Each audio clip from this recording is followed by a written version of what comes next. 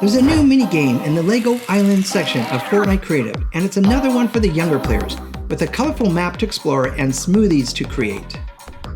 My guess is that the same team behind LEGO Cat Island put this one together. Up to 4 players can join the same map. I tried to join a public game and nobody seemed to be able to figure out how to start the map, so I went back and played a private game. Since then, the public mode has been turned off. You're on a planet with your blender, and you need to find different fruits growing nearby to blend into smoothies using 1 or 2 ingredients. The first water berry is pointed out for you. Grab it and throw it into the blender to make your first drink, the water cooler. An alien blob creature comes over to try your smoothie and, well, he doesn't seem to be using his mouth to drink it. You get a few points towards a crate that will add new objects or decorations to your home base, and some of them you can interact with. It's time to search for more ingredients. The map shows the overall area. You can hold up to 4 different fruits at the same time and up to 5 of each one of them. When you have several collected, head back to your ship and try different combinations of fruits to see what drinks you make. You can check the recipe list to see which ones you've already found and which ones you may want to try and find. If you find a berry along the way that is more valuable than the one you're already carrying, you can go into your inventory and drop berries to make room. Search the Lumina Forest to the east for butterberries. Search the hot springs to the south for spice berries. Search the upper meadows for butterberries. Search the void while braving anti-gravity leaps to reach the shock berries.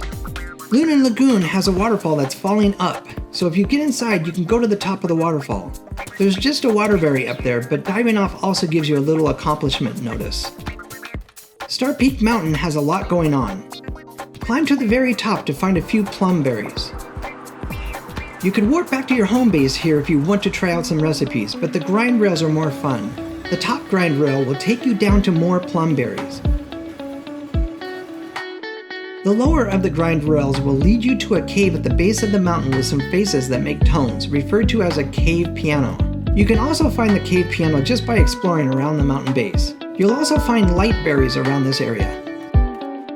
The solution to this puzzle is right in front of you, above them, so just step on the pads in the order shown to unlock the puzzle and open a room with shock berries. There's also a plumberry on a platform next to the Star Peak Mountain, and it's very tricky to get to because the blowhole below it will blow you away from it instead of towards it. The best trick I've found is to use the grind rail and make a daring leap to it. When you're standing on a grind rail, you can change directions by holding the opposite way.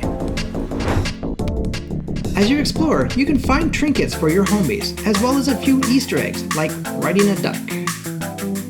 Keep going back to your base and making smoothies to unlock more crates, which essentially is the main goal of the game. The most points are gained from mixing 2 different fruits together, but you can also blend 1 fruit alone if you want to just clear your inventory and get some points. When I opened my first crate, I was given a crystal campfire, which builds itself and you can activate it to shoot a beam up from it. Another crate had a telescope in it. A third had a selfie station.